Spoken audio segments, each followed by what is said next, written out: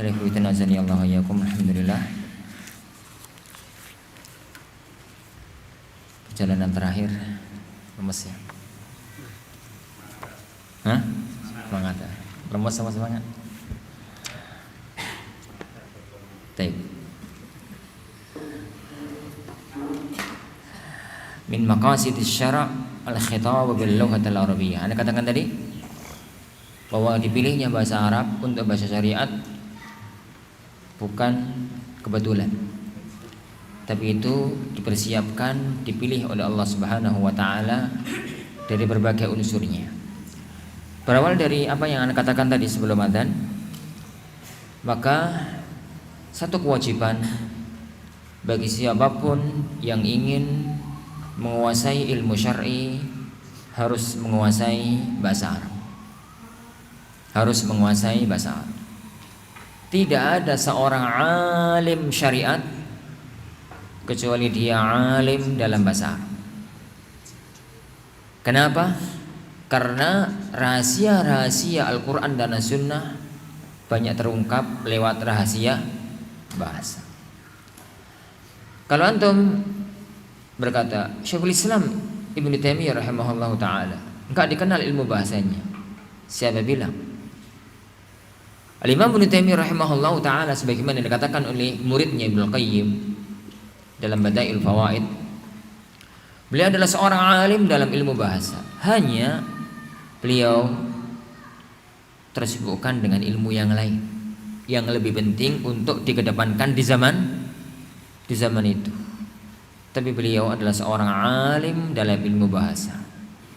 Lalu beliau menceritakan kisah beliau dengan Abu Hayyan, Al-Imam Abu Hayyan Al-Andalusi Al-Misri. Pada waktu Al-Imam Ibnu Taimiyah rahimahullah ta'ala berangkat ke Mesir, di Mesir beliau bertemu dengan seorang tokoh bahasa sekaligus tafsir, penulis kitab Al-Bahrul Muhit fi Tafsir. Siapa? Abu Hayyan Al-Andalusi. Kitab itu kitab tafsir tapi mirip-mirip kitab Arab, mirip-mirip kitab Nahwu, karena penekanannya pada i'rab dan nahwu Al-Qur'anul Karim. Bertemu dengan Ibnu Taimiyah rahimahullah taala, sering diskusi, keduanya saling memuji. Termasuk Abu Hayyan banyak memuji Ibnu Taimiyah rahimahullah. Sampai suatu ketika keduanya bermasalah, ya debat ilmiah begitu. Jadi Abu Hayyan berhujjah dengan kitabnya Sibawayh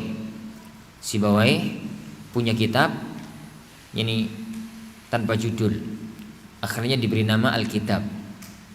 Ini Alkitab Sibawayh, kitab Nahwu.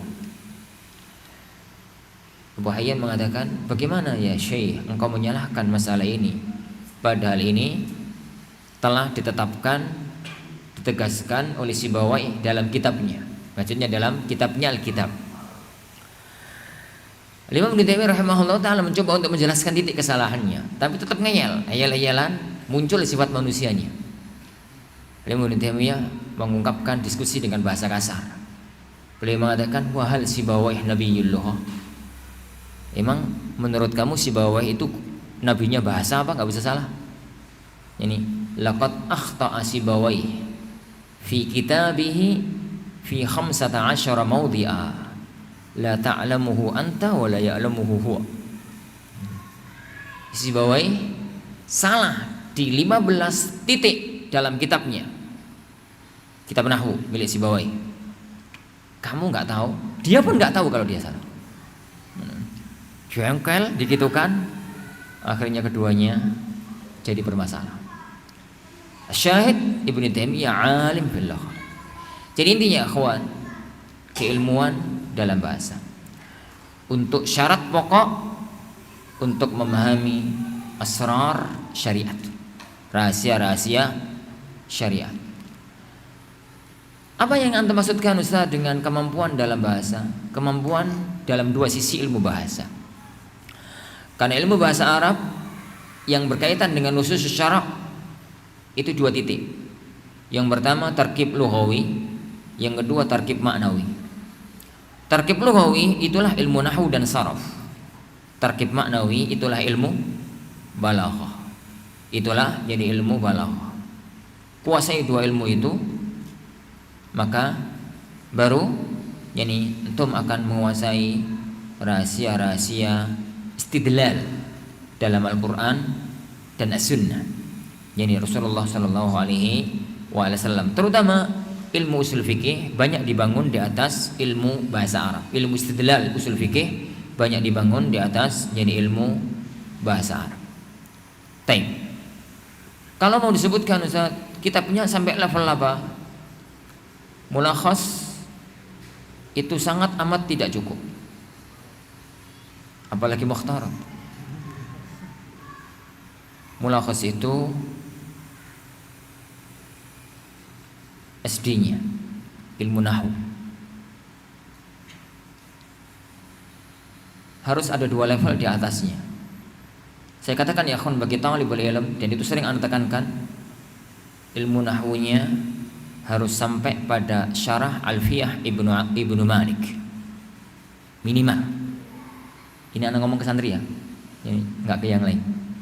Kepada syarah Alfiyah Ibnu Malik itu minimal.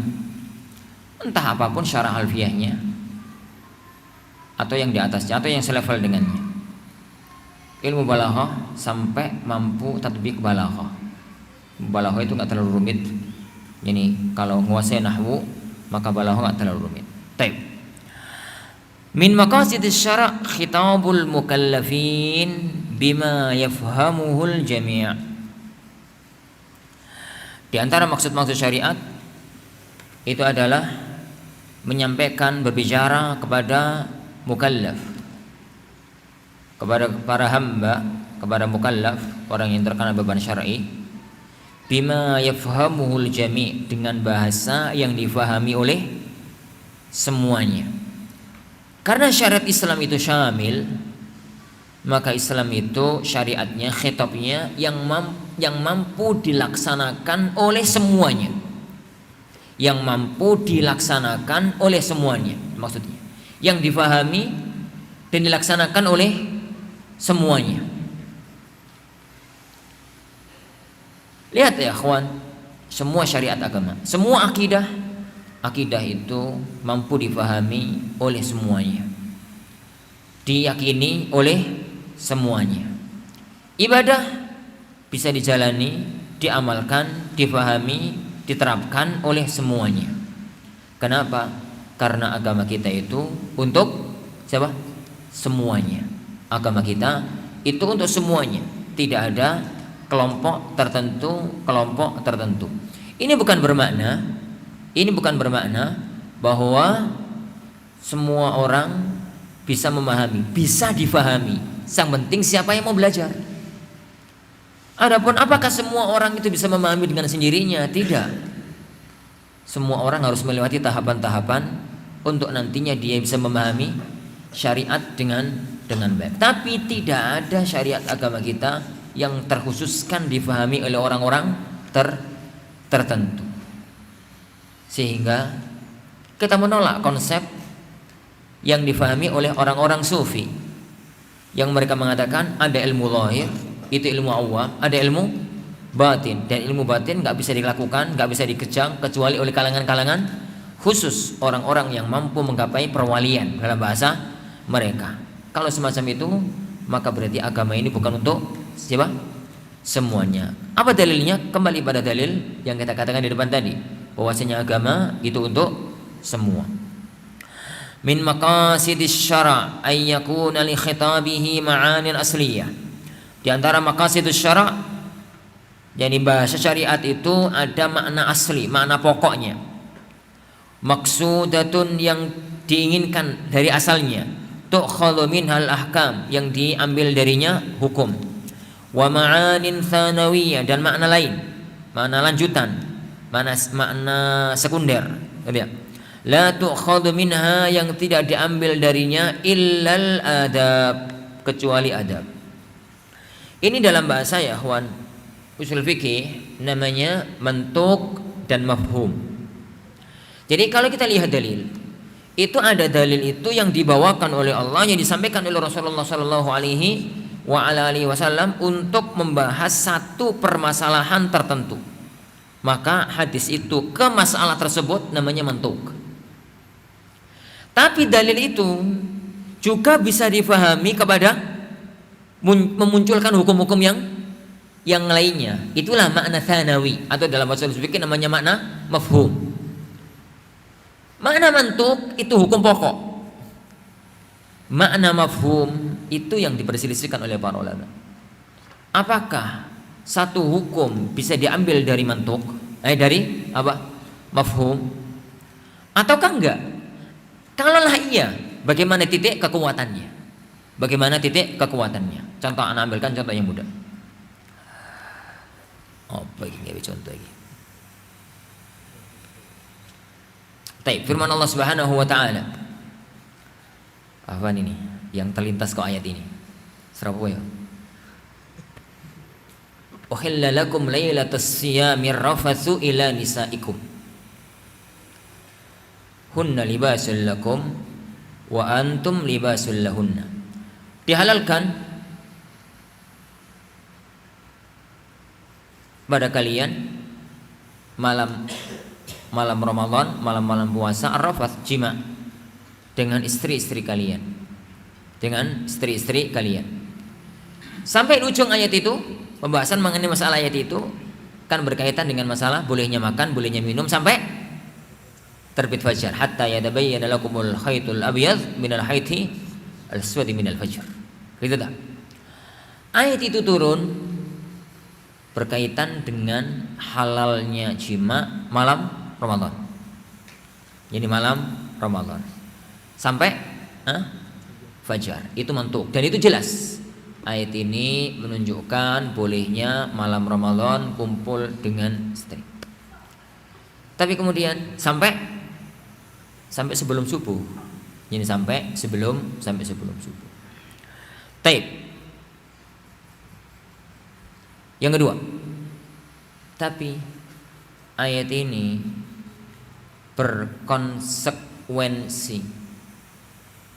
Kalau memang jima itu boleh sampai subuh, berarti orang itu boleh masuk waktu puasa dalam kondisi junub dan mandi dalam kondisi setelah orang itu memasuki adzan subuh. Itu makna mafhum namanya. Bukan ayat itu diturunkan bukan membahas masalah mandi. Ayat itu turun berkaitan dengan halalnya jima malam Ramadan, tapi difahami darinya hukum yang lain. Makna yang pertama itulah makna asliyah, makna mantuk. Makna yang kedua itulah makna tsanawiyah, makna mafhum. Dalalah ayah terhadap makna mantuk itu jelas, paten, nggak dapat diganggu gugat. Adapun dalalah satu dalil kepada makna mafhum itu masih bisa diganggu gugat. Oleh karena itu ya akhwan, antum jangan heran kalau kemudian para ulama kadang-kadang sering gegeran di makna mafhum. Bagi antum ini jelas, Ustaz, dalilnya jelas, tapi kok ada khilafnya? Berarti titik yang antum katakan jelas itu bukan di makna mantuk, itu di makna mafhum. Sehingga apabila masih ada diskusi, didialogkan, dibahas, ditabrakkan, itu adalah sesuatu yang normal dalam dunia syariat. Oleh karena itu, ini sebenarnya berkaitan dengan masalah bahasa Arab tadi. Pemahaman bahasa Arab itu sangat menentukan kualitas untuk membahas ini titik mantuk, ini titik mafhum. Karena bahasa Arab itu yang akan menjadi acuan utama kemampuan dia istinbat dalam usul fikih, dan usul fikih itu yang akan menjadi titik kemampuan utama dalam dia memahami dalil. Dan dari situ muncul kaidah ini, asliyah dan tsanawiyah, yakni mantuk dan mafhum. Dalam arti kalau kita memahami satu masalah itu pada titik mafhum, kemudian ada pendapat yang berseberangan dengan itu, maka diskusikan dengan diskusi yang baik. Bisa iya, bisa enggak. Yang rajih pada Anda belum tentu rajih pada orang lain tatkala masalah itu tidak pada titik mantuk, tidak pada titik hukum apa ya kawan? Awal, tidak pada titik jadi hukum awal. Nah, min maqasidis syariah adamu syar'iyyati amalin ma la yutaq. Di antara maqasidus syariah tidak mensyariatkan sesuatu yang tidak mampu dilaksanakan. Min maqasidis syara' adamut taklif bima yakhruju an mu'tadil mukallaf. Di antara maqasidus syariah tidak memberikan beban yang keluar dari kebiasaan mukallaf. Min maqasidis syariah at-taklif bima yutaq, memberikan beban yang dimampui, wala yakhruju an 'adatil mukallaf, dan tidak keluar dari kebiasaan mukallaf. Mukallaf itu orang yang terkena beban syariat.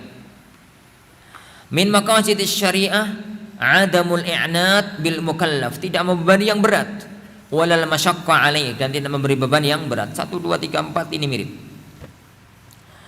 Jadi salah satu di antara pokok dasar agama itu yuridullahu bikumul yusra wala yuridu bikumul usra. Allah menginginkan kemudahan, tidak menginginkan kesulitan. Di antara hukum asal syariat itu adalah la yukallifullahu nafsan illa wus'aha. Allah tidak memberi beban kecuali atas dasar kemampuannya.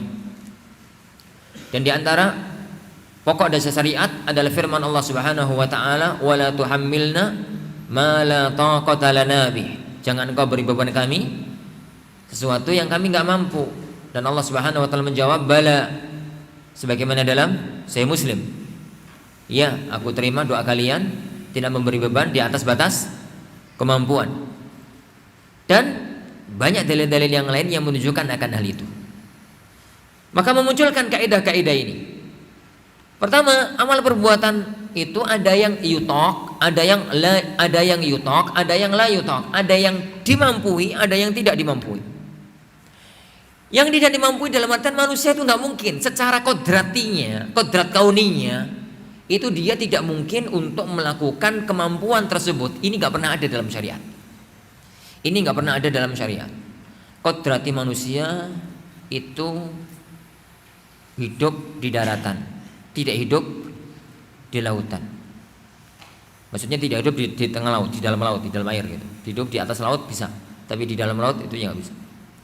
Maka kalau orang masuk ke laut dan nggak pakai alat apapun, 1 jam mati. Jangankan 1 jam, 10 menit, 20 menit mati. Maka tidak akan pernah ditemukan satu syariat yang menyuruh orang menyelam di laut 10 menit, 20 menit. Karena itu ma la yutaq, sesuatu yang tidak mampu dilakukan, sesuatu yang tidak mampu dilakukan. Taib.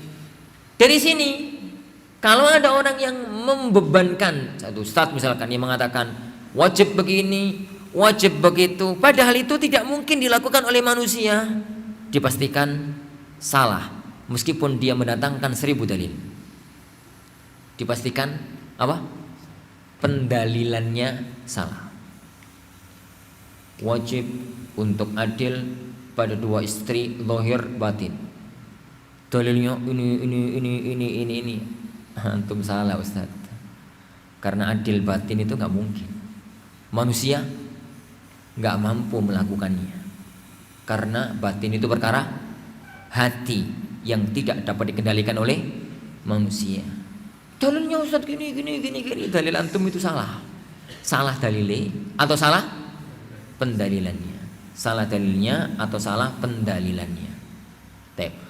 Oleh karena itu Rasulullah sallallahu alaihi wasallam sendiri mengatakan dalam hadis yang fi sanadihi maqal, tapi maknanya sahih, tatkala beliau sudah berusaha adil secara zahir tapi enggak bisa adil secara batin, maka beliau mengatakan Allahumma hadza fima amlik fala talumni fima la amlik. Ya Allah, inilah yang aku mampu adil secara zahir, jangan engkau cela aku dalam perkara yang tidak aku mampu. Kenapa? Itu perkara apa ya ikhwan? Batin. Itu jadi perkara batin. Taib, itu ma la yutaq, sesuatu yang tidak dimampui. Yang kedua, ma yutaq, sesuatu yang dimampui. Sesuatu yang dimampui. Sesuatu yang dimampui ini terbagi dua. Ada yang masyaqqah syadidah, ada yang mampu tapi masyaqqah, yang berat. Ada yang dimampui tapi enggak masyaqqah, atau masyaqqah tapi masyaqqah yang ringan. Yang mampu tapi masyaqqahnya berat itu enggak ada. Karena Allah Subhanahu wa taala telah menafikan ayat-ayat dalam ayat-ayatnya, tidak ada masyaqqah dalam agama ini. Wa ma ja'ala 'alaikum fid dini min haraj. Ini Allah tidak menjadikan agama ini untuk susah. Yani Taha ma anzalna 'alaikal Qur'ana litashqa. Allah tidak menjadikan agama ini untuk masyaqqah, untuk berat. Tidak ada itu. Dari situ tidak ada dalam syariat agama kita. Kalau memang itu syariat yang berat. Apabila ada syariat itu dianggap sangat berat, maka cuma ada 3 kemungkinan. Kemungkinan yang pertama, itu dianggap sebagai bagian dari syariat padahal bukan. Kembali kepada masalah yang pertama tadi, salah dalil atau salah pendalilan. Yang kedua itu sebenarnya nggak berat. Sebenarnya masyaqqahnya ringan, nggak berat. Kenapa nggak berat? Hawa nafsu yang kotor, jiwa yang kotor, sehingga yang lunak pun terasa berat. Kalau semacam ini berarti ini benahi hawa nafsu dan jiwanya. Perut itu kalau normal, pecel masuk, ayam bakar masuk, rawon masuk, soto masuk, kalau normal. Tapi kalau sakit, jangankan rawon, bubur itu keluar. Bubur dianggap keras? Tidak. Bubur itu sangat lembek, tapi perut Anda yang sakit. Begitu juga syariat itu terkadang ringan, dirasa berat, berarti jiwa Anda yang sakit. Syariat jilbab itu beratnya apa sih? Bagi akhwat, nggak ada yang berat. Yang berat itu jiwanya. Sholat berjamaah itu beratnya apa sih? Gak ada yang berat, tapi ada yang nggak mampu melakukan berat. Ustaz, masa kok jamaah terus? Kaki Anda yang sakit. Kaki Anda yang sakit. Yang ketiga, kalau yang pertama enggak, yang kedua enggak, tapi memang berat, maka dipastikan di situ ada maslahat yang besar yang bisa mengikis keberatannya. Kayak qisas, rajam, itu berat loh. Semua orang juga ngaku itu berat. Rajam itu berat kan? Berat ya, meskipun aku belum pernah merasakan. Berat, semua orang juga merasakan itu berat. Ini qisas, penggal kepalanya. Kalau boleh kita ambil contoh jihad, itu berat, semua orang merasakan itu berat. Tapi itu jelas-jelas ada dalam syariat agama kita. Dan tidak ada seorang pun yang mengatakan itu ringan. Dipastikan di situ ada maslahat yang sangat besar. Walakum fil qisasi hayatu ya ulil albab. Dalam jihad juga begitu. Dan yang lainnya. Ini masalah masyaqqah. Jadi ini masalah masyaqqah. Titik ini perlu dititikkan untuk mendudukkan sebenarnya titik masyaqqah itu ada di mana.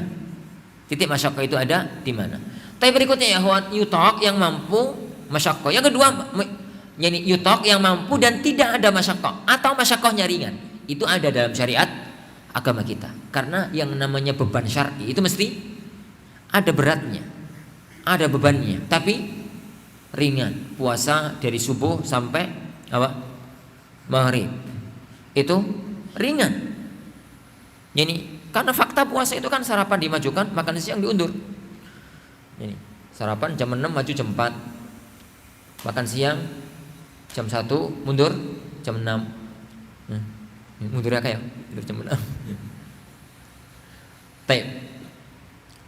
Dari ini titik terapan dari kaidah ini. Titik terapan ya akhwan dari kaidah maqasidiyah ini. Kalau ada yang dianggap syariat, ternyata kok tata laksananya itu berat dan hampir gak bisa dilakukan, yakini itu bukan syariat, meskipun diklaim itu syariat. Dan ini tujuan inti kita belajar maqasid.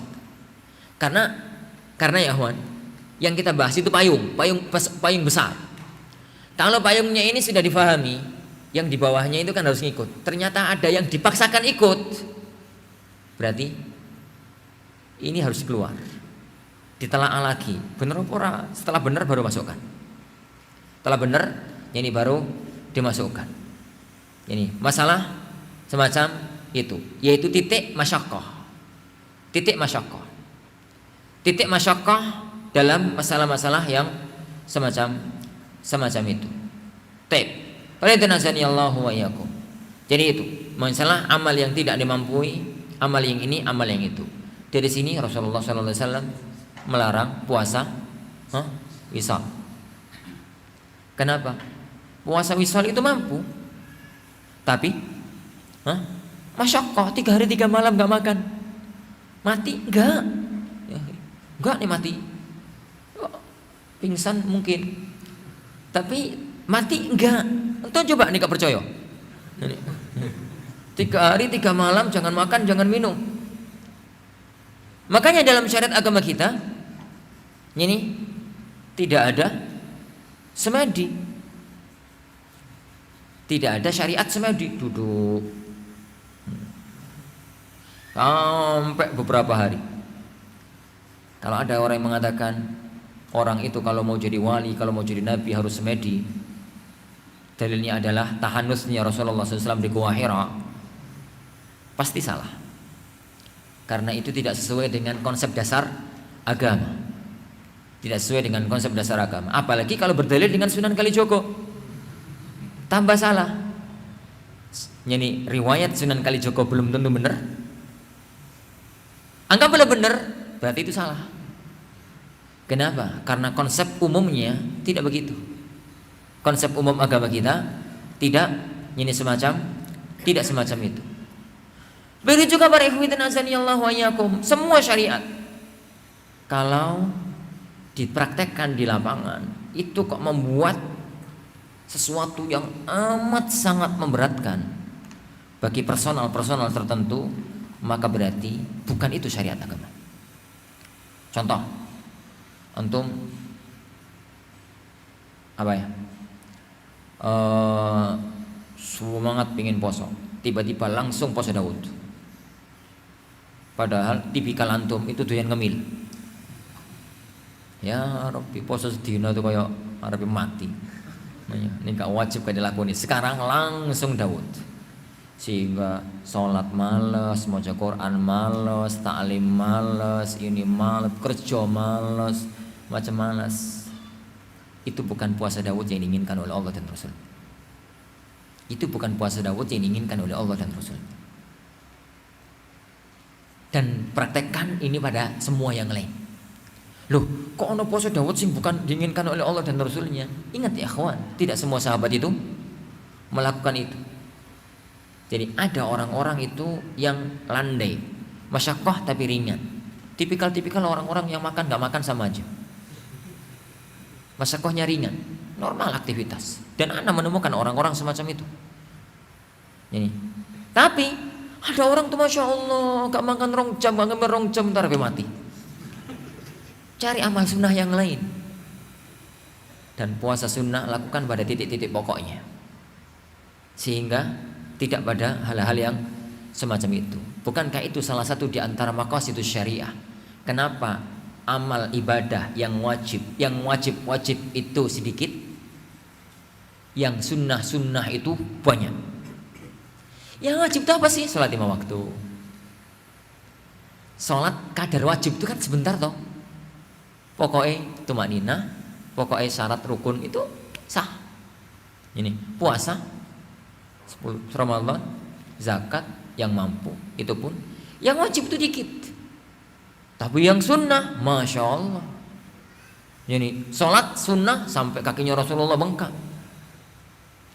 Sampai ini, sampai itu. Antum jangan mengatakan Ustaz, itu buktinya Rasulullah SAW mengamalkan amalnya masyaqqah. Tidak. Rasulullah SAW tatkala sholat sampai kakinya bengkak, itu nggak ada masyaqqah. Kenapa nggak ada masyaqqah? Orang itu para akhwat, Rasulullah itu rohnya mengalahkan jasadnya. Rohnya kuat, tapi fisiknya nggak kuat. Ini tipe-tipe kita itu kan jasadnya mengalahkan rohnya. Tipikal-tipikal kita itu loh.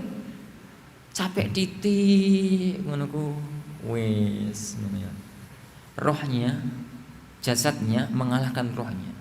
Seorang mukmin itu hidup dengan roh dan tidak hidup dengan jasad.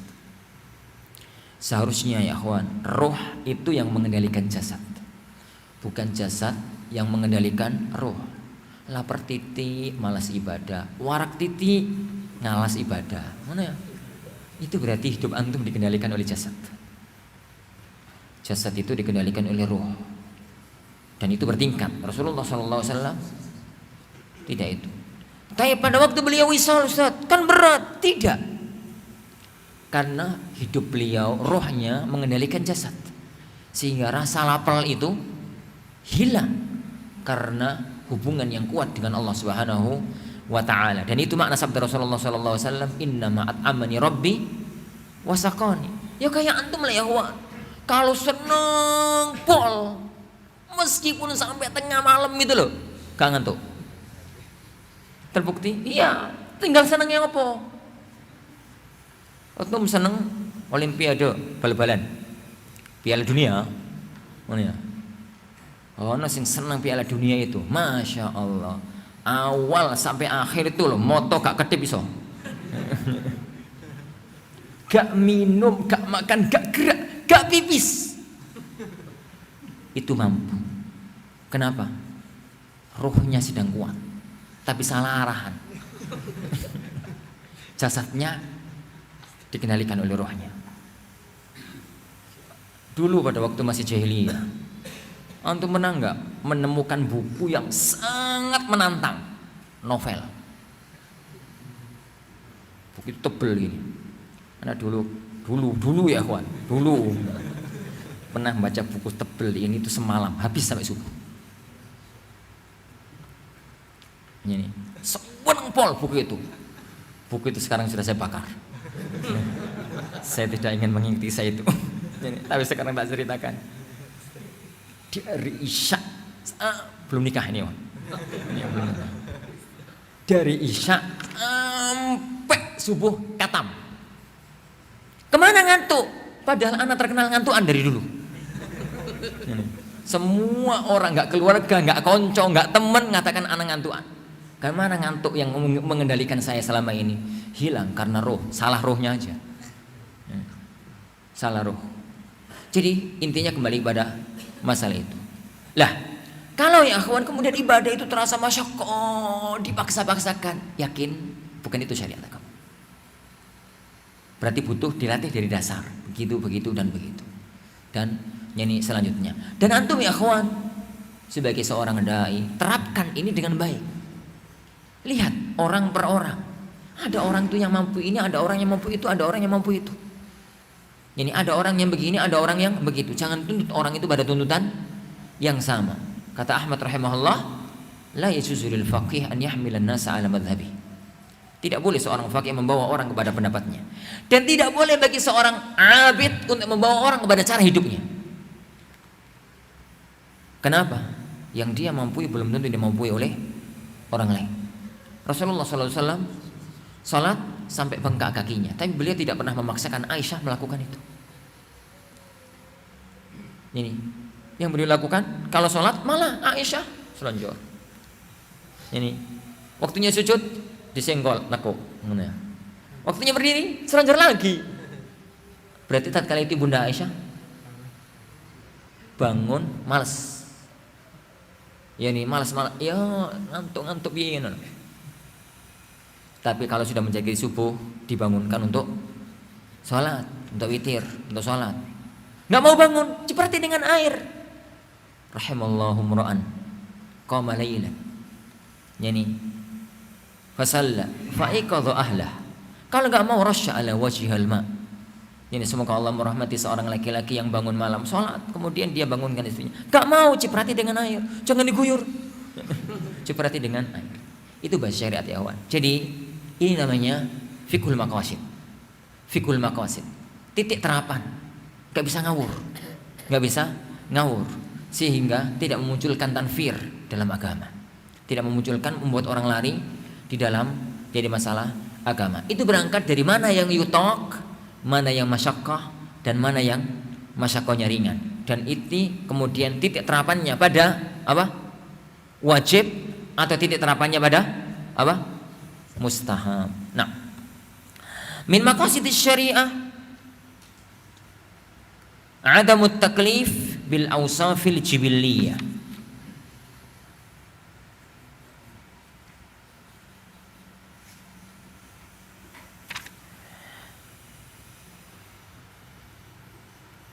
Min maqasidi. Oh, sebentar ya kawan. Ini ada kaidah yang mirip tapi dilompati. Kaidah berikutnya itu, al masyaqqah al mawjudah, masyaqqah yang ada fit takalif dalam beban syariat, laisat maqsudatan lisyari'. Itu bukan yang diinginkan oleh syariat.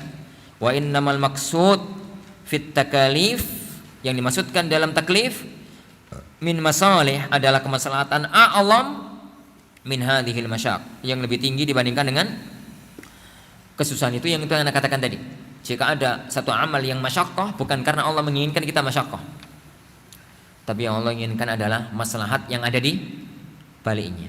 Taib. Min maqasidis syariah adamut taklif bil awsafil jibilliyah. Di antara maksud syariah adalah tidak membebani orang dengan sifat-sifat jibillah. Dengan sifat-sifat jibillah. Apa itu sifat jibilliyah? Sifat kodrati. Sifat kodrati. Sifat kodrati itu ada dua. Satu, amal perbuatan yang dia lakukan karena sebagai manusia, yang memang diciptakan oleh Allah berbeda-beda dengan kodrat-kodrat tersendiri. Ini tidak mungkin Allah berikan beban syar'i kepadanya. Tidak ada beban syar'i ke arah situ. Itu yang pertama ya akhwan.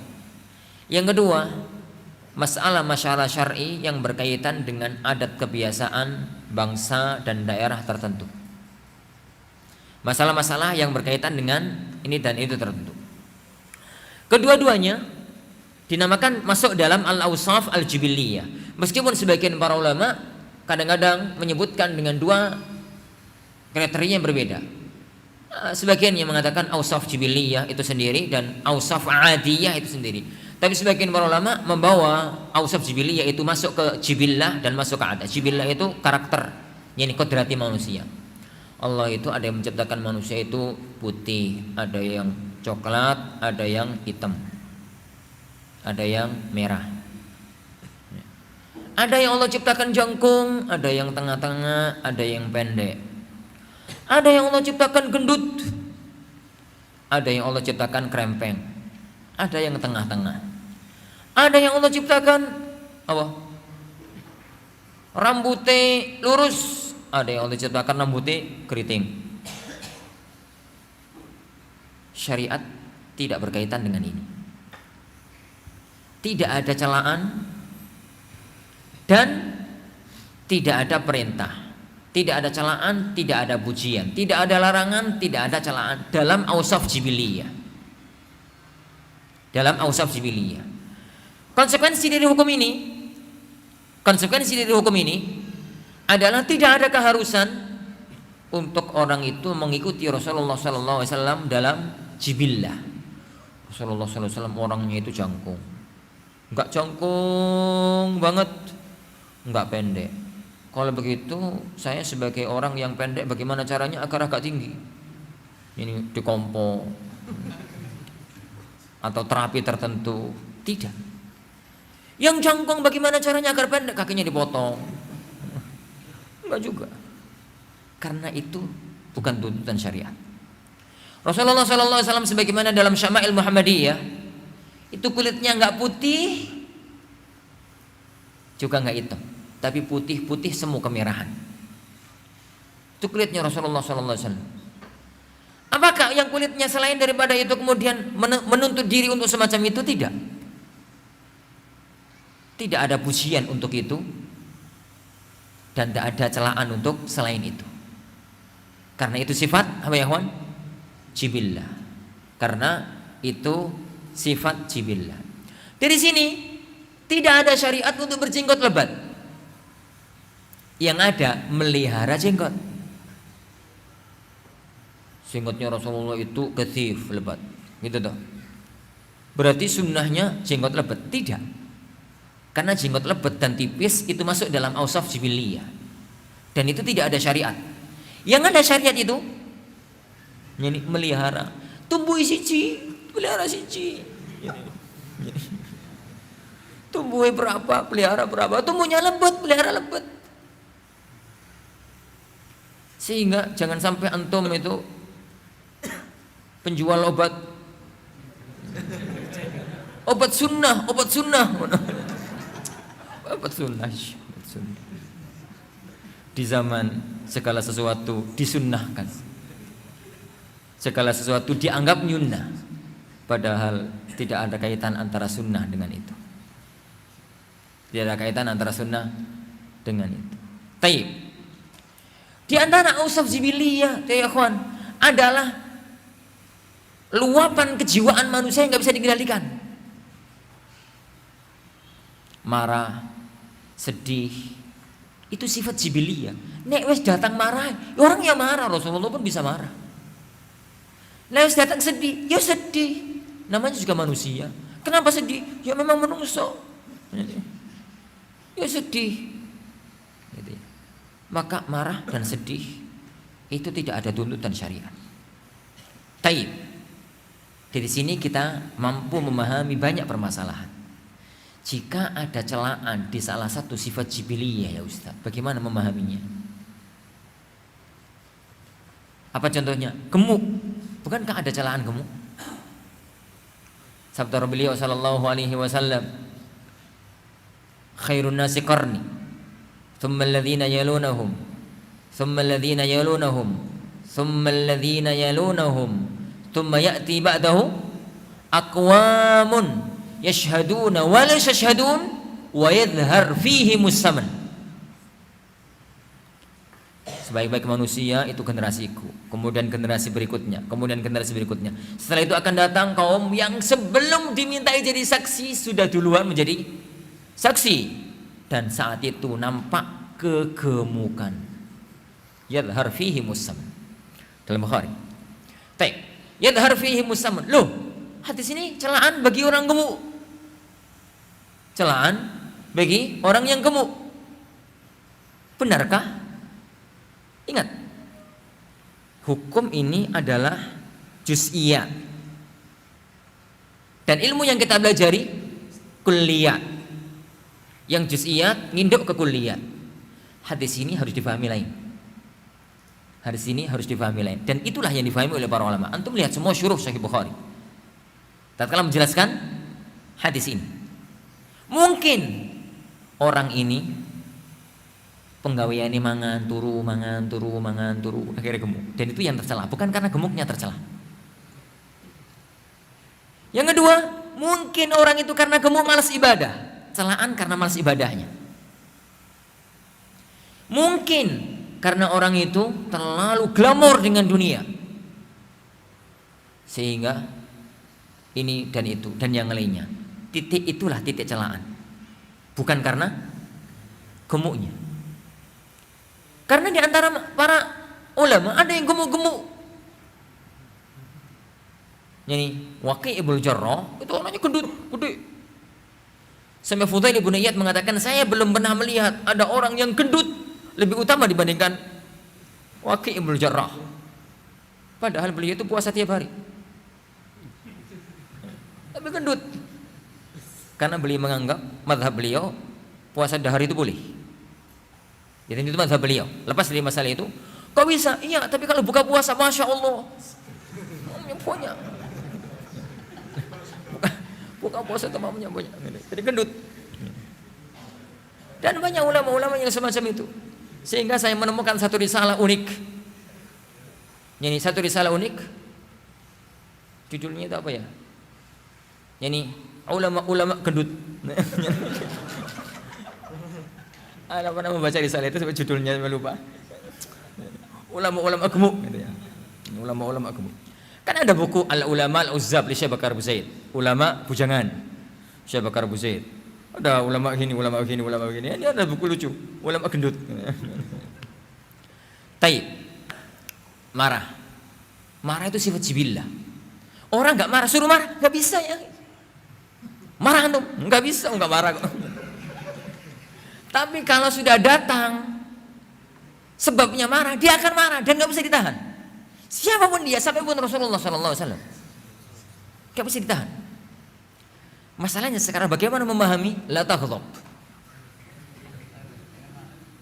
Jangan marah. Padahal ausaf jibiliyah itu tidak berkaitan dengan syariat. Tapi bagaimana memahami la taghdab? Kalau kemudian difahami dengan bahasa enteng, nggak boleh marah, larangan marah, itu salah dan fatal salah itu. Kenapa hadisnya begini Ustaz? Salah. Karena ini hadis juz'iyat. Dan hadis juz'iyat itu di bawah kulliyat. Kalau begitu maknanya apa? Ada dua kemungkinan makna. Anda melihat semua syarah hadis itu, yang paling gampang kan syarah Arba'in Nawawi. Ini karena hadis itu dalam Arba'in Nawawi. Lihat syarah hadis itu. Syarah hadis itu mengerucut kepada dua titik. Satu, jangan lakukan sesuatu yang akan menjadikan Anda marah. Itu pertama. Bukan larangan marahnya, tapi lakukan larangan yang memancing datangnya marah. Yang kedua, jangan lakukan yang tercela kalau Anda marah. Pas marah, jangan banting kaca, jangan ini, jangan itu, yang tercela. Tapi marahnya sendiri tidak tercela. Kan itu ausaf apa? Jibiliyah. Kan itu ausaf jibiliyah. Baik. Itu jibiliyah yang difahami dari itu. Yang kedua ya akhwan, makna jibiliyah bermakna adat. Makna adat. Dalam arti bagi para ulama yang membedakan, yang menyamakan antara jibiliyah dengan adat, maka memasukkan adat ke dalam jibillah. Artinya tidak ada tuntutan dalam masalah-masalah yang berkaitan dengan adat kebiasaan satu negeri. Sampai pun itu ada kebiasaannya Rasulullah Shallallahu Alaihi Wasallam. Tidak ada tuntutan orang itu untuk tiap hari makan kurma, sebagaimana dulu beliau Shallallahu Alaihi Wasallam makan kurma. Tidak ada tuntutan orang itu ini untuk itu, yang itu berkaitan dengan apa ya kawan? Ada yang tidak berkaitan dengan syariah, yang itu tidak berkaitan dengan syariah. Karena itu masuk dalam ausaf jibiliyah. Oleh karena itu Rasulullah SAW terkadang tidak senang dengan makanan, disenangi oleh sahabat. Dan kadang beliau SAW menyenangi satu makanan dan itu tidak dimakan oleh para sahabat. Rasulullah SAW kalau makan daging paling senang sampai belakang. Apakah termasuk sunnah kalau setiap makan daging yang senang itu sambilnya? Atau apa hukumnya senang makan ati? Ya monggo kerso. Rasulullah SAW ini itu kan nggak pernah makan babat tuh. Antum doyan babat apa enggak? Doyan lah. Bermasalah? Enggak bermasalah. Babat, kikil, usus itu kan enggak pernah dimakan oleh Rasulullah SAW. Kenapa? Ya karena itu di Jaziratul Arab pada waktu itu dibuang. Tapi di negeri kita dimasak. Dimasak. Dan kebalikannya. Sebagaimana tidak ada keharusan bagi antum untuk senang makan sarit.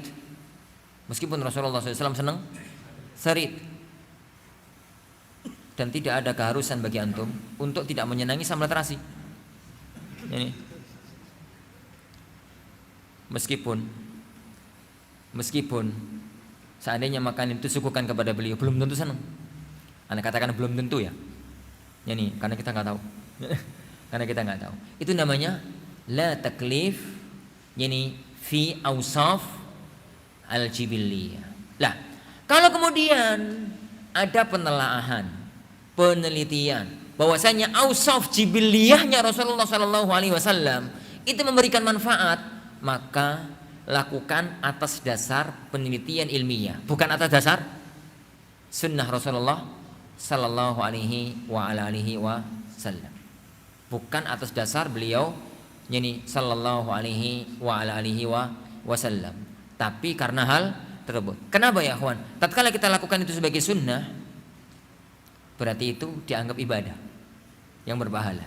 Tapi kalau kita lakukan itu sebagai yang lain, berarti itu adalah karena yang lain. Dan kalau kita anggap itu sebagai sebuah sunnah, itu paten, ya nggak mungkin salah.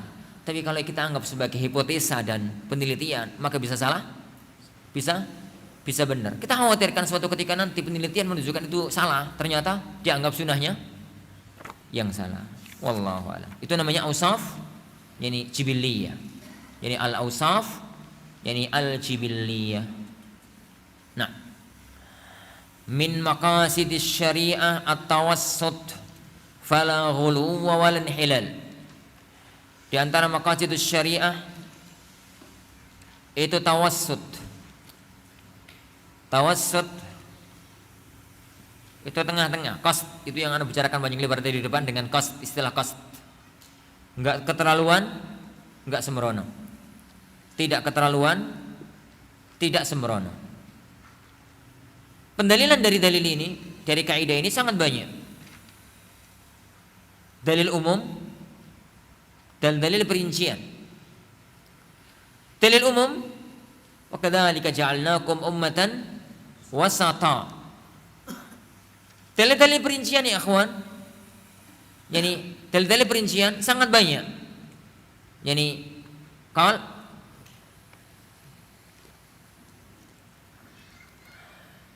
dalil-dalil yang melarang orang itu untuk tabdzir, yani dan orang itu untuk apa? Taktir. Larangan tabdzir, larangan pelit, larangan ini, larangan itu. Hidup itu pada titik wasat. Hidup itu pada titik wasat. Enggak hulu, tidak sembrono dalam semua kondisi. Dan titik ini tuntutan syar'i yang harus dicermati. Yang harus dicermati. Baik dalam masalah ibadah maupun dalam masalah yang lain. Dalam masalah ibadah para ikhwatin azani Allah wa iyyakum, kenapa tidak boleh hulu? Karena semua hulu nggak akan langgeng, dan semua sembrono akan mengakibatkan orang itu sembrono dalam syariat. Tapi pada titik tengah. Oleh karena itu beliau sallallahu alaihi wasallam mengingkari Zainab tatkala memasang tali antara dua tiang. Tatkala beliau masuk ke masjid, apa ini? Qal habl liman li Zainab. Maka beliau mengatakan innallaha ghaniyun an hadza. Allah itu nggak butuh kok ibadah model semacam ini. Allah Subhanahu wa taala nggak butuh dengan model ibadah yang semacam itu. Ada hulu. Di satu sisi beliau sallallahu alaihi wasallam mengingkari apa? Tafrid, mengingkari inhilal. Semacam pengingkaran beliau sallallahu alaihi wasallam kepada orang-orang yang ibadahnya nggak beres. Wudu masih ada bercak yang nggak kena air. Salat tidak tumanina, dan masih banyak dalil-dalil yang lain yang pengingkaran beliau sallallahu alaihi wasallam kepada titik hulu dan pengingkaran beliau dalam ibadah kepada titik inhilal. Kepada titik inhilal. Begitu juga para ikhwatin azanillahu wa iyyakum. Jadi begitu juga yani kepada masalah kehidupan sehari-hari. Dalam tindakan apapun. Yani dalam tindakan apapun. Beliau sallallahu alaihi wasallam mengingkari makan hulu dan makan tafrid. Makan hulu kan tinggal oleh beliau sallallahu alaihi wasallam penuh nih. Dan enggak makan sama sekali. Larangan wisal 3 hari 3 malam enggak makan. 3 hari 3 malam yani enggak makan. Taib, zuhud yang benar itu titik tengah. Oleh karena itu Rasulullah sallallahu alaihi wasallam mengingkari orang-orang yang menunjukkan kemewahannya sampai pada titik sombong, menunjukkan kemewahan dirinya. Dan asal muasal syariat dilarangnya isbal itu kan karena khuyala. Perhatikan ucapan Anda, jangan salah paham ya. Asal muasal. Adapun apakah isbal tanpa sombong boleh atau tidak itu masalah fikih dan bukan sekarang waktu kita ngaji. Tapi asal muasalnya adalah karena zaman itu orang itu kalau pakaian sampai di bawah mata kaki itu menunjukkan aku pilih suki, uangku banyak, sehingga punya kain sampai lebar. Makanya banyak hadis kalau bicara apa? Kalau bicara isbal berkaitan dengan khuyala. Karena fikih isbal kan ada 3. Singkat aja. Isbal karena khuyala, itu yang pertama. Yang kedua, orang yang berjuang untuk tidak isbal tapi karena kondisi akhirnya musbil juga. Itu yang kedua. Apa contohnya? Abu Bakar. Jadi dinaikkan melorot. Naikkan lagi melorot. Naikkan lagi melorot. Waktu sama Rasulullah sallallahu alaihi wasallam. Maka beliau sallallahu alaihi wasallam mengatakan, "Lasta mimman fa'altahu khuyala." Enggak apa-apa. Kamu kan enggak sombong toh. Itu yang kedua. Yang ketiga, dan itu fikih isbal zaman ini. Fikih isbal zaman ini, yaitu menurunkan kain di bawah mata kaki sengaja, padahal mampu diataskan, mampu dipotong, tapi tidak ada khuyala. Dan itu fikih isbal zaman ini. 3 poin itu dibedakan satu, dan tidak jangan dicampur adukkan. Satu. Itu kajian fikih Iwan, panjang kalau kita bahas, enggak usah dibahas. Nih, yang penting ngomong apa mau? Oh, tawassut. Ini. Tapi ya Ikhwan, begitu. Pakaian tapi jangan sampai buka aurat. Kecil zuhud. La hulu walan hilal. La hulu walan hilal. Begitu. Dalam semuanya ya Ikhwan, dalam muamalah dengan istri, muamalah dengan anak. Jangan hulu. Demi cinta sama istri semuanya dilakukan. Lah. Demi sang kekasih. Antum gak jadi laki-laki kalau begitu. Tapi juga jangan tafrid. Gak pernah peduli, gak pernah perhatian, gak pernah apa. Juga salah. Yang benar pada titik tawassut. Pada titik tawassut. Wah, ini semua titik terapan itu semacam itu. Agama itu dibangun di atas tawassut. At-tawassut la ghuluwa walan hilal. Dari sini kita katakan ya akhwan, kita katakan syariat-syariat yang diklaim sebagai satu syariat ternyata itu ada bernada inhilal. Yakin itu bukan tepat, tidak tepat terapannya. Kalau itu disyariatkan berujung inhilal. Tidak tepat juga terapannya kalau itu disyariatkan berujung orang itu tidak bisa berbuat apa-apa. Dan menemukan titik tengah itu yang berat ya. Contoh, fikih muamalah dengan berkembangnya online, berkembangnya ini, berkembangnya itu, yang perlu dituntut bagi seorang dai, bagi seorang asatidzah, tulabul ilm, itu menemukan format wasat. Jangan semuanya diharamkan. Akhirnya gak syariat-syariatan, gak paten. Lah piye? Gini haram, gitu haram, gini haram, gitu haram. Kartu tol haram. Ini haram, itu haram, ini haram, itu haram, semuanya haram. Akhirnya wis gak syariat-syariatan, gak paten. Nah, itu. Berangkat dari hulu. Dan jangan fatwakan semuanya boleh. Karena semua fikih kontemporer itu kan tergantung bagaimana ngolahnya. Diolah jadi halal, iso loh. Ini diolah jadi haram, bisa. Tinggal ngolahnya aja bagaimana. Ini. Tapi perhatikan ya akhwan. Insyaallah nanti akan lewat, mudah-mudahan waktunya cukup. Ma'alatul umur. Ma'alatul umur itu fatwa Anda nanti efeknya ke depan bagaimana? Efeknya ke depan itu menjadikan orang itu ifrat ataukah menjadikan orang itu tafrid, atau Anda tetap di tengah-tengah. Dan itu sangat penting dalam memahami masalah.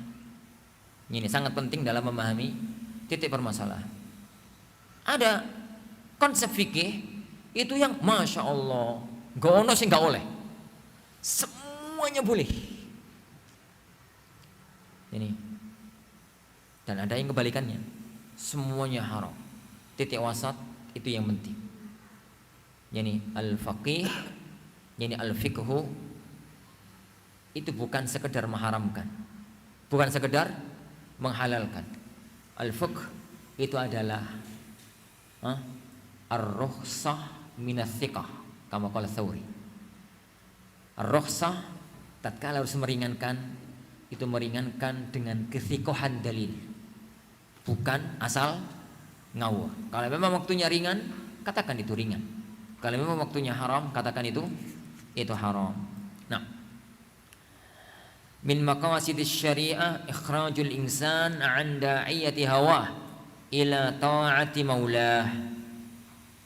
Ini mirip dengan masalah tadi, amalud dunya li ajlil akhirah.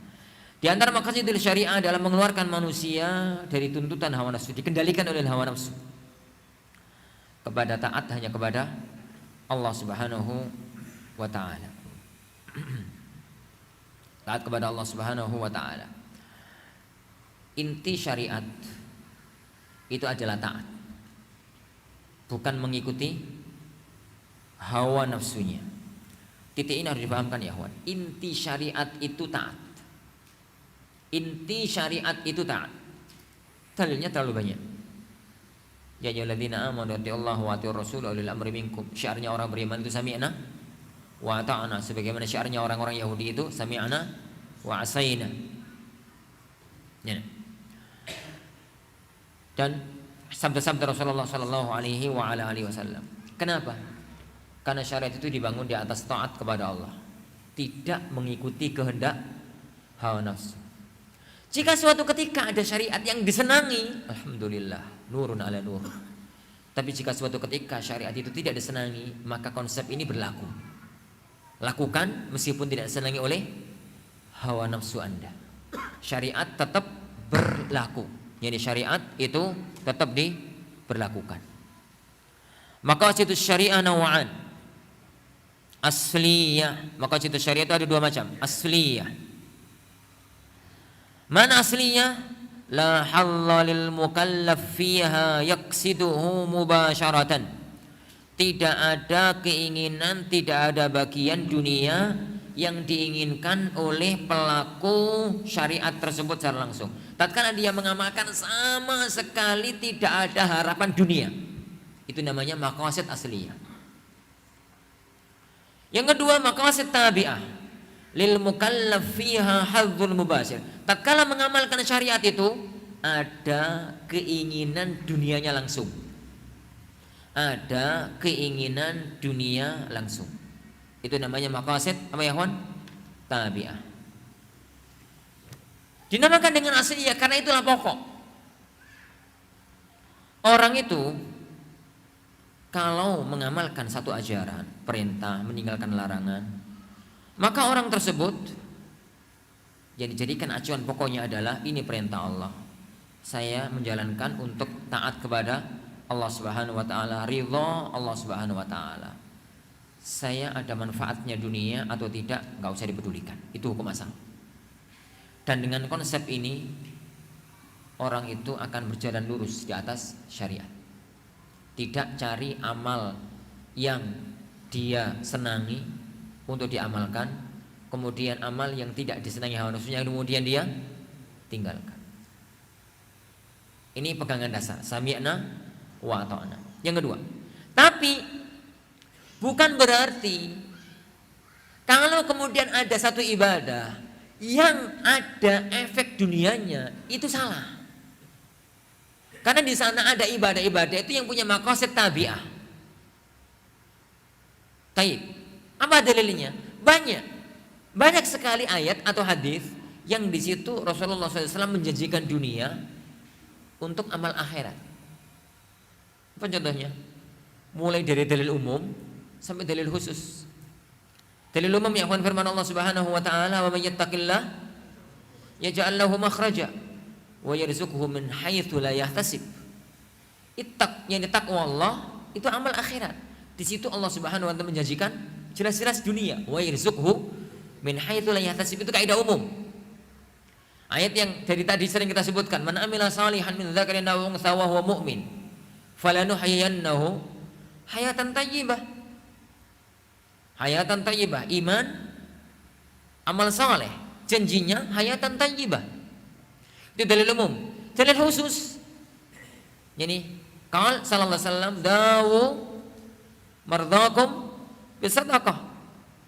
Dawu mardhakum bisadaqah. Sedekah amal akhirat. Manfaatnya jelas-jelas manfaat dunia. Dawu mardhakum, obati orang yang sakit di antara kalian dengan sedekah. Ini dengan sedekah. Sabda beliau sallallahu alaihi wasallam, "Man ahabba an yubsata lahu fi rizqi, jallahu fi athari, falyasil rahimah." Falyasil rahimah. Silaturahim hukum asalnya amal akhirat. Tapi di situ ada bastur rizq wa ta'jilul ajal. Ini wa ta'jil ajal. Dan masih banyak dalil-dalil yang lain yang menunjukkan ikhwan bahwa amal akhirat kalau di situ ada hududud dunia, jadi ada manfaat dunianya, nggak mesti salah. Nggak mesti salah. Tapi jadikan hududud dunia, manfaat dunia itu tabi. Makanya disilakan oleh para ulama apa? Maqasid tabi'ah. Maqasid tabi'ah. Dari sini kalau kita susun, dari sini ya kawan, kalau kita susun, maka derajat orang itu dalam masalah ini bertingkat. Yang paling mulia orang itu beramal, amal ibadah, perintah Allah apapun, tidak mengharapkan kecuali Allah Subhanahu wa taala. Enggak pernah terfikir mendapatkan manfaat dunia. Enggak pernah terfikir mendapatkan manfaat dunia. Ikhlas lillahi azza wa jalla. Tatkala beramal itu murni lillah, dan itu amal yang tertinggi. Meskipun amal-amal yang itu ada bagian dunianya, tapi tatkala beramal enggak pernah terbersit. Tak pernah terbersit. Contoh, sedekah. Sedekah itu jelas-jelas ya kawan. Sedekah itu ibadah yang di situ ada maqasid tabi'ah. Ada maqasid tabi'ah. Orang sedekah itu jelas-jelas ada manfaat akhirat, ada manfaat dunia, dan manfaat dunia sedekah itu banyak. Yo sembuh penyakit, rezekinya tambah lancar, yo ngene, yo ngono, dan macam-macam lah manfaat dunia dari sedekah. Tapi tatkala orang itu sedekah, enggak pernah terfikirkan manfaat dunia, yang dia pikirkan murni lillah, maka itu amal yang terbaik. Itu amal titik puncak. Amal titik puncak. Ya kayak antum sedekah sama orang-orang fakir pinggir jalan, benar-benar fakir ya, bukan pura-pura fakir. Ini benar-benar fakir pinggir jalan. Ya sedekah 5.000, 10.000 gitu ya. Kadang dan sedekah itu enggak terbersit sama sekali dalam hati. Ada niatan untuk dawu mardhakum, ada niatan untuk ini, ada niatan untuk itu, maka itu amal yang tertinggi. Amal yang tertinggi. Yang kedua,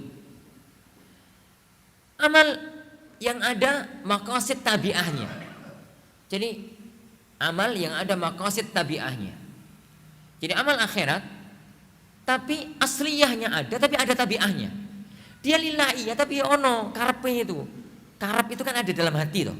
Antum enggak ucapkan pun Allah tahu, ono karepe dalam hati. Ada keinginan yang ada dalam hati. Ada keinginan ini, ada keinginan itu. Ada dalam hati. Kita katakan para fitan azanillahu yakum. Jika keinginan ini, niatan yang ada dunia, niatan dunia ada dalam hati itu sifatnya masih tabi, maka boleh. Sifatnya masih tabi, ikut dari niat asal. Niatnya itu adalah lillah, innamal a'malu binniyat. Yang itunya ikut. Ini juga itu boleh. Apa dalilnya? Kalau nggak boleh, Rasulullah salah menjanjikan yang di dunia untuk amal akhirat. Dan beliau sallallahu alaihi wasallam kadang-kadang menyemangati orang itu dengan asliyah, kadang-kadang menyemangati orang itu dengan tabi'ah. Jihad, beliau sallallahu alaihi wasallam menyemangati orang dengan asliyah. Inni la ajidu rihal jannah min kibali Uhud. Itu nyemangati orang, ya ikhwan, dengan asliyah. Tapi beliau, saya menemukan bau, saya sudah mencium baunya surga di balik bukit Uhud. Semangat. Semangatnya itu karena akhirat. Tapi pernah beliau sallallahu alaihi wasallam menyemangati orang itu dengan tabi'ah. Man qatala qatilan falahu salabuh. Barang siapa yang berhasil membunuh satu orang kafir dalam perang ini, dia berhak untuk mendapatkan salabnya. Apa itu salab? Harta yang nempel di tubuh orang tersebut. Yuk jam tangan, yuk pedang, yuk helm, yuk apa nih. Tapi yuk mengetahui salabnya dia dan tidak, itu kan sudah selesai perang. Dia tengah-tengah perang ribut salapnya, mati pisan ya. Tong mati. Wah, jamnya api rek. Tak ambil. Begitu dia ngerunduk ambil, sebet sama orang mati. Ya, ini. Tapi sabda beliau sallallahu alaihi wasallam, man qatala qatilan falahu salabu. Itu jelas-jelas bolehnya ada maqasid tabi'ah. Jelas-jelas boleh ada maqasid tabi'ah. Asalkan itu menjadi faktor pendorong lanjutan, bukan asal. Bukan asal. Lah, tergantung sekarang kadar tabiahnya itu berapa persen. Semakin besar, semakin kecil nilainya di hadapan Allah Subhanahu wa taala. Semakin kecil, semakin besar nilainya di hadapan Allah Subhanahu wa taala. Nata hati itu loh yang repot. Nata hati ini loh yang repot. Padahal meskipun gak diniatkan, ya enti untuk dhewe kok padha. Meskipun gak diniatkan, orang itu kalau sedekah mesti dapat janjinya. Meskipun gak diniatkan. Tapi untuk gak niatkan itu loh, butuh latihannya panjang. Untuk gak niat. Niat itu kan gak diucapkan. Wong di hati sini muncul-muncul dhewe kok. Muncul-muncul sendiri. Yang salah itu yang tabi dijadikan asal, yang asal dijadikan tabi. Itu yang salah. Itu yang salah. Dan yang dosa, yang fatal itu nggak ada niat aslinya, malah tabi'nya toh. Malah tabi'nya toh. Jadi itu 4 level dalam masalah asliyah dan tabi'ah. Asliyah ya ikhwan dan tabi'ah. Dari sini nasihati ya ikhwan, nasihat anak kepada para antum ya ikhwan tulabul ilm. Jangan pernah menjadikan maqasid tabi'ah itu acuan dasar dalam kajian. Nek nerangan apa-apa itu Masya Allah dunya nih didisikno. Sedekah itu nerangkan itu Masya Allah kaya orang bakulan. Sedekahnya itu dididikan ini surganya mana? Manfaat surgawinya mana?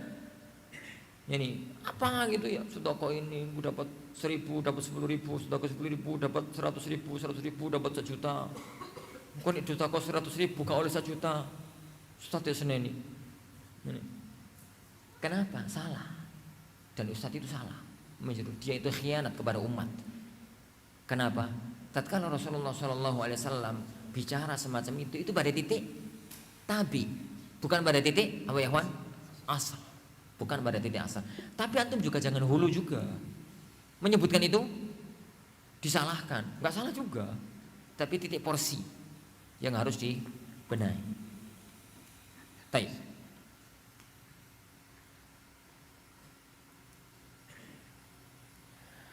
Perhatian azani Allahu yani wa iyyakum. Min maqasidis syariah adamu ta'kid talab fi ma yuwafiqul hudud.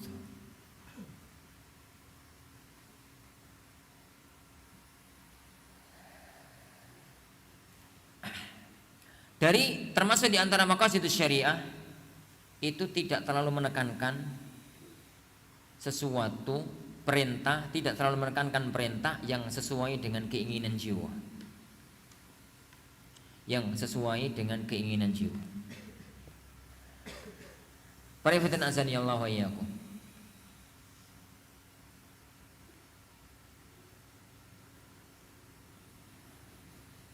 Syariat itu datang untuk membenahi yang salah, menyempurnakan yang kurang, dan membatasi yang berlebihan. Karena itulah namanya tasyri', taklif.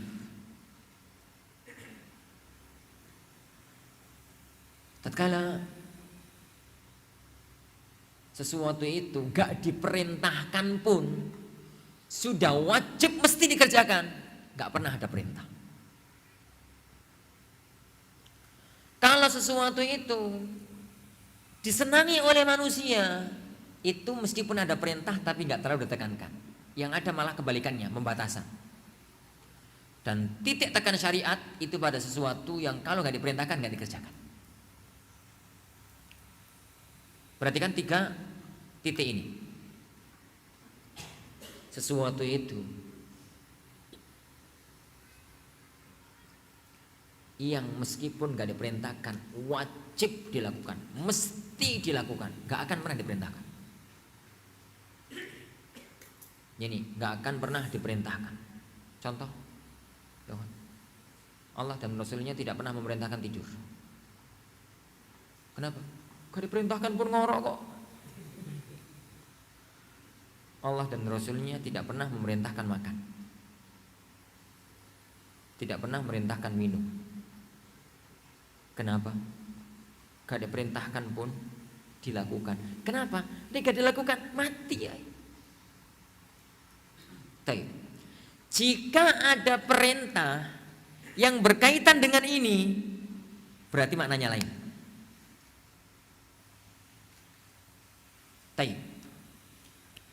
Karena itu ya kawan, sebelum antum protes, salah Ustaz. Kan kalau Allah berikan wakulu srobu wala tusrifu. Ya. Anda sudah tahu dari awal antum mau ngomong itu. Wakulu washrabu wala tusrifu, makan, minum. Apa maknanya perintah Allah Subhanahu wa taala makan dan minum? Makan dan minum itu enggak diperintahkan. Orang itu akan makan, orang itu akan minum. Orang enggak punya agama itu dengan sendirinya makan dan minum. Apa makna ayat itu? Ayat itu adalah makna lain. Buktinya lanjutan ayat itu wala tusrifu, makan, minum yang sedang-sedang saja. Itu maknanya. Di situ ada kalimat muqaddarah. Ada kalimat muqaddar, kalimat yang enggak ada tapi itu kandungan maknanya. Wala tusrifu, dikuatkan dengan wala tusrifu, jangan berlebih-lebihan. Ini jangan berlebih-lebihan. Itu yang pertama. Itu yang pertama. Kalau ada perintah tidur, maka bukan tidurnya diperintahkan. Yakin ada makna yang lain. Kenapa? Karena tahsilul hasil itu mustahil, abath. Tahsilul hasil itu abathun. Al-amru bil hasili abath wa tahsilul hasil mustahil. Begitu konsep para ulama kita. Memerintahkan sesuatu yang sudah terlaksanakan itu enggak ada gunanya. Jika ternyata ada ayat yang memerintahkan sesuatu yang sudah terjadi, berarti itu ada makna lain. Nakul ya kawan, ana sudah duduk. Tiba-tiba antum ngomong sama ana, kum. Ana sudah duduk. Tiba-tiba antum ngomong sama ana, ijlis, duduklah. Duduk piye? Ana sudah duduk, dikongkon duduk apa piye meneh? Itu namanya al-amru bil hasil. Itu abath. Perintah itu enggak ada gunanya dan syariat tidak ada yang abath. Tatkala kemudian ada yang semacam itu, berarti perintah itu untuk sesuatu yang lain. Perhatikan firman Allah Subhanahu wa taala, "Ya ayyuhalladzina amanu aminu." Wahai orang-orang yang beriman, berimanlah kalian. Apa ini? Yang dipanggil mukmin, disuruh mukmin. Bukankah ini tahsilul hasil? Mendatangkan sesuatu yang sudah terlaksana. Bukan itu maknanya. Lihat semua tafsir para ulama tatkala mengatakan ya ayyuhalladzina amanu aminu. Amin apa ini? Sempurnakan iman kalian. Wahai orang-orang yang beriman, lengkapi, sempurnakan, perbaiki iman kalian. Itu maknanya. Bukan beriman lagi. Wah, gue seiman kok. Orang beriman ya. Ini. Itu masalah yang pertama. Berarti ya kawan, bahwasanya apa namanya? Jadi sesuatu yang itu mesti dikerjakan meskipun nggak diperintah, itu nggak akan diperintah. Kalau ada perintah berarti maknanya lain. Fahami ya kawan kaidah-kaidah ini untuk memudahkan kita memahami nusus syariat, untuk memahami istidlal dan pemaparan masalah. Pemaparan ini permasalahan. Yang kedua ya kawan, kalau sesuatu itu disenangi oleh jiwa, itu tidak akan ditekankan untuk diperintahkan. Kalau ada perintah nggak terlalu ditekankan, bahkan yang ada pembatasan. Taib. Orang tua itu fitrahnya senengnya nyayangi anak, gitu toh? Nyayangi anak. Ya bang, iya, sing dadi wong tua ngono, nyayangi anak. Sayang anak itu hududun nafs, keinginan jiwa. Orang tua itu senenge nyayangi anak, ben menene anak gede, you know, bakti sama dia, itu kan hududun nafs, itu namanya hududun. Apa tuh bahasa Indonesia hududun nafs itu? Ya ada apa ya? Ada keinginan jiwanya itu melakukan itu. Itu seandainya itu ada perintah, kalau ada perintah tapi nggak terlalu ditekankan. Makanya perintah nyayangi anak itu jarang. Yang banyak malah pembatasan. Peringatan jangan terfitnah oleh anak, kebablasan. Kan gitu. Jangan kebablasan dalam menyayangi anak. Sehingga muncullah datanglah firman Allah Subhanahu wa taala, innama amwalukum wa auladukum fitnah, dan ayat-ayat yang semisal itu. Jadi ayat-ayat yang semisal itu. Beda tatkala yakni perintah itu, sesuatu itu tidak ada hududun nafs. Tidak ada keinginan jiwa, itu enggak ada keinginan. Jadi hawa nafsu, keinginan duniawi itu enggak ada mendorong itu. Maka titik tekan itu kuat. Makanya perintah untuk mendapatkan dunia itu enggak ada. Yang ada malah jangan kebablasan. Tapi perintah untuk mendapatkan akhirat sering ditekankan. Karena kalau enggak gobres kok. Mau diperintahkan tekanannya enggak gobres kok. Mau enggak? Kenapa? Kenapa? Perintah bakti kepada orang tua sangat ditekankan, dan perintah sayang kepada anak enggak ditekankan. Jawabannya ini. Bakti kepada orang tua itu tidak ada hududun nafs. Bagi sebagian orang ganggu yo. Tapi sayang kepada anak itu ada hududun nafs. Maka perintah kepada orang tua itu sangat ditekankan. Apa sih manfaat duniawi ya kawan? Yang kita mengatakan hududun nafs itu manfaat duniawi. Kita tatkala bakti sama orang tua itu menginginkan akhirat. Bakti dunia untuk dunia apa nih? Gak ada dunia. Ini dunia itu enggak. Makanya amat sangat ditekankan. Tatkala enggak ada hududun nafs, orang cenderung lupa, cenderung enggak bakti, maka sangat ditekankan. Tapi sayang kepada anak, meskipun itu perintah syar'i tapi tidak terlalu ditekankan. Tidak terlalu ditekankan. Begitu. Tapi ya kawan, ngurusi dunia, kerja, oleh duit, bisa makan, bisa minum, itu perintah syariat, begitu ya? Ya. Tapi gak ada penekanan. Ayatnya, walatan sanasi baka minad dunya. Kenapa? Itu kalau gak diperintahkan, melaku dewe. Ini urusan dunia, menjadi dunia itu gak ada perintah, jalan sendiri. Tapi akhirat gak ada perintah, bubar. Makanya ditekankan kuat oleh syariat. Ditekankan, ini kuat, ini oleh syariat. Oleh karena itu jangan heran dalam masalah-masalah semacam itu. Hududun nafas, hudud ya kawan, an-nafas itu ada mutakid, tidak terlalu ditekankan. Dari sini ya kawan, antum jadi seorang dai, jangan selisihi konsep syar'i ini. Jangan sering menekankan orang jadi kaya. Ya meskipun gak dikongkon udah pengen dewe, aku ya pengen. Santum juga pengen. Sehingga salah. Sebagian asatidza, sebagian kiai Ceramah sak ceramah nyuruh orang jadi kaya, ceramah sak ceramah nyuruh orang jadi kaya. Membangun ekonomi, ini itu loh gak ada ceramahnya, melaku dewe. Ini konsep hidup biar ini, biar itu. Gitu. Itu gak diceramahkan, gak diperintahkan, gak dikonsepkan, jalan dewe. Rasulullah sang konglomerat, ceramah pengajian ini. Yo boyo ganti judulnya. Ini jangan titiknya yang itu ya kawan. Ini benarkah Rasulullah konglomerat? Apalagi kalau judulnya itu kalau nikah carilah janda kaya. Yo ojo rek. Meskipun itu yang terjadi pada Rasulullah Sallallahu Alaihi Wasallam pada waktu nikah dengan Khadijah. Karena apa? Hududun nafas, nggak perlu tekankan, melaku dewe. Ini ono perawan, anak konglomerat suge ayu, kabeh kan pengen, sampean ya pengen, aku ya pengen.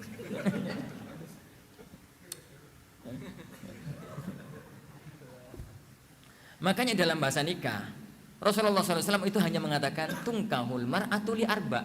3 disebutkan kalau nggak diperintahkan melaku dewi yang 3 ini.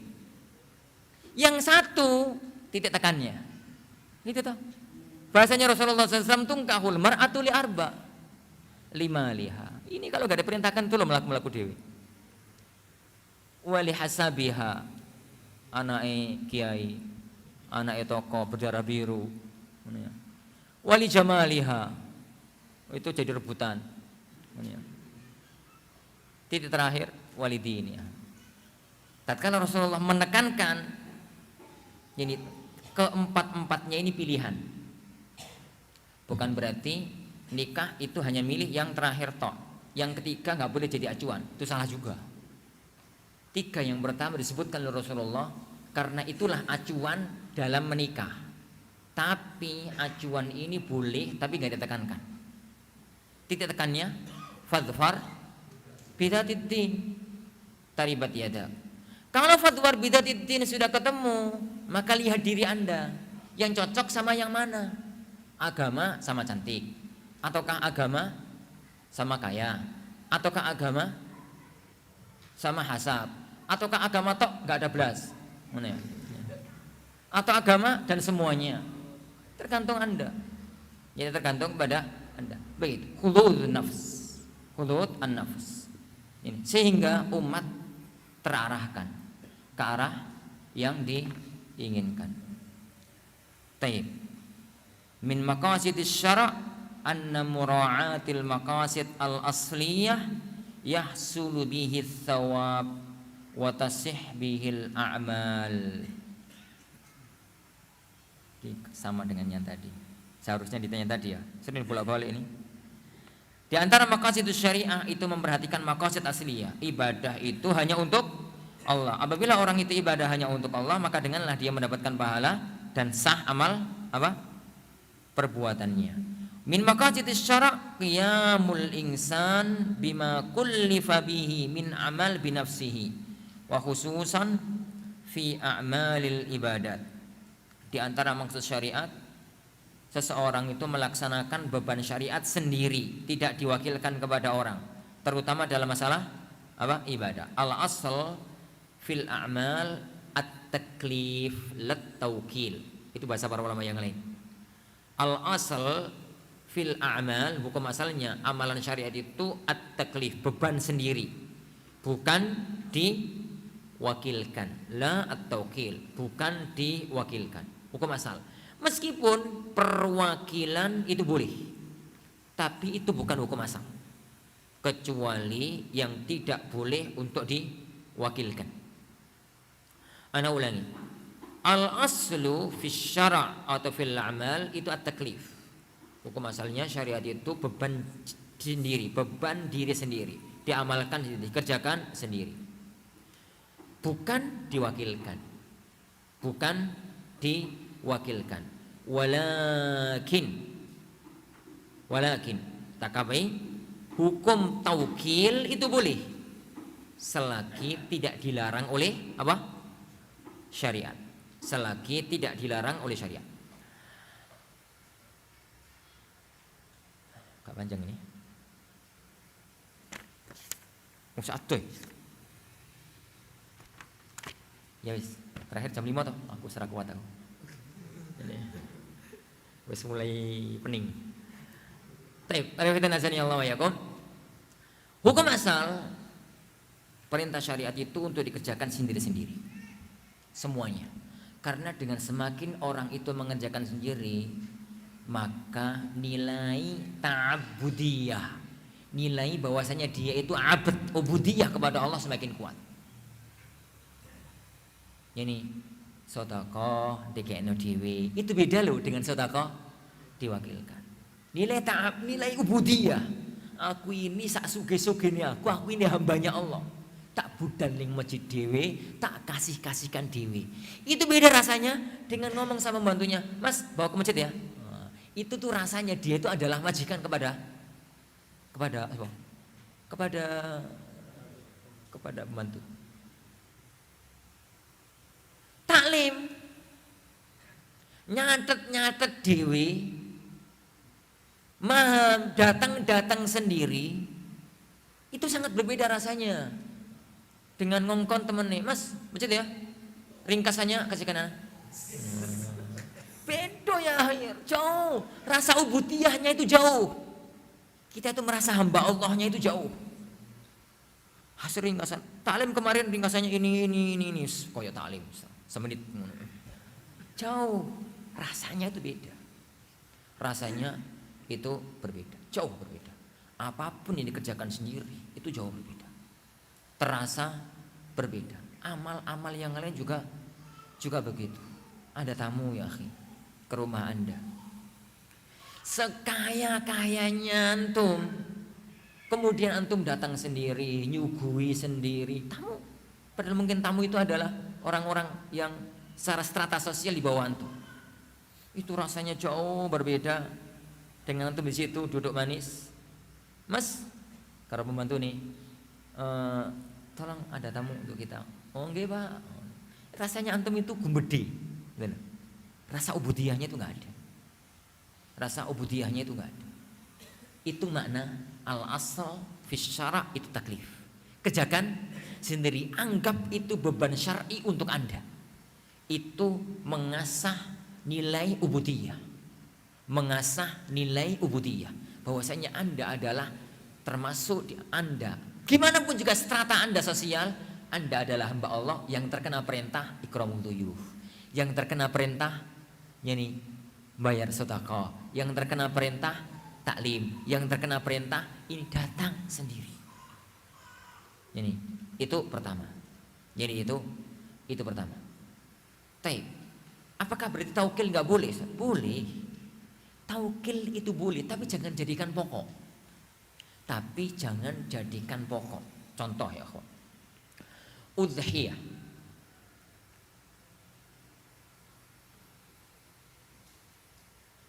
Apa hukum udhiyah bagi orang yang telah meninggal dunia? Madzhab jumhur wis. Anak tanya madzhab jumhur. Boleh. Bolehnya boleh. Tapi itu bukan adatus salaf. Bukan begitu yang dikatakan oleh Ibnu Taimiyah rahimahullah. Tatkala beliau mengatakan udhiyah untuk orang-orang yang telah meninggal dunia dari keluarganya itu boleh, tapi itu bukan adatus salaf. Kenapa? Karena kalau barang-barang itu diwakil, nilai ubudiyah itu hilang. Nilai ubudiyah itu tidak ada. Barang-barang itu diwakilkan. Beda sekali menjalankan ibadah haji dikerjakan dewe dengan menjalankan ibadah haji yang amal boleh diwakilkan. Beda jauh, rasanya itu beda jauh. Rasanya itu jadi beda jauh.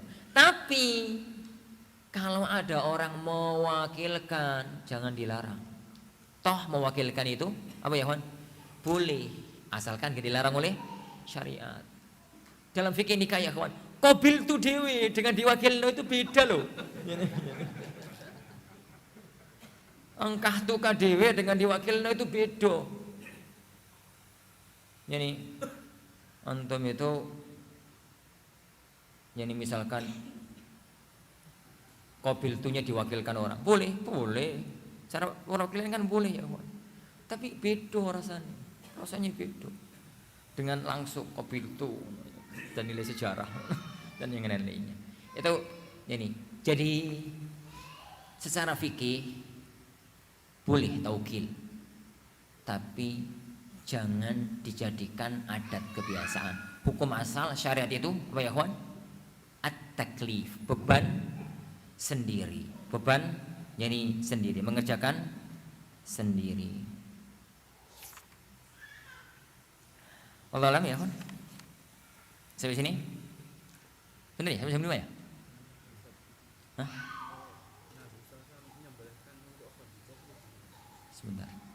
Ini tab sampai jam 5 karena batas maghrib. Mari jam berapa?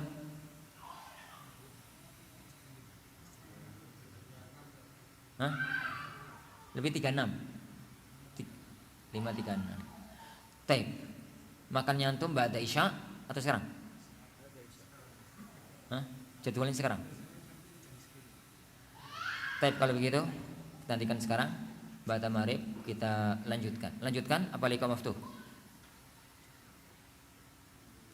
Liqa maftuh.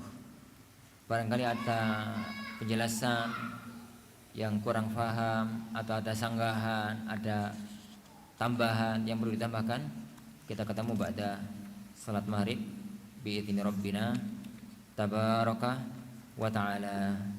Adapun yang belum selesai maka belajar tidak akan pernah selesai. Ini belajar tidak akan pernah selesai. Ini kitab muqaddimah dan kita belum menyelesaikan muqaddimah. Ya. Kitab ini muqaddimah dan kita belum menyelesaikan muqaddimahnya. Karena kitab ini pun ya ikhwan, itu adalah separuh dari muqaddimah. Jadi ilmu maqasidus syariah dibangun di atas 4. Teorinya, nazariyahnya. Jadi qawaid maqasidiyah, maqasid ammah dan maqasid khassah. Kitab ini sampai level 2, sampai yang kedua. Maka ini qawaid maqasidiyah, qawaid ammah dan qawaid khassah tidak beliau sebutkan di sini, tidak beliau sebutkan dalam yani kitab ini. Tapi insyaallah subhanahu wa taala ini yang kita pelajari semoga ada barokah dan manfaatnya insyaallah subhanahu wa taala. Kita lanjutkan, kalau ada yang mungkin mau didiskusikan kita bahas insyaallah subhanahu wa taala ba'da salat maghrib ila masyaallah. Sak kuatnya antum, sak kuatnya ana. Ini yang ba'da maghrib. Kita akhiri dulu majelis kita. Kita istirahat. Sallallahu wasallam wa baraka Muhammad subhanakallahumma wa bihamdika asyhadu an la ilaha illa anta astaghfiruka wa atubu ilaik. Assalamualaikum warahmatullahi wabarakatuh.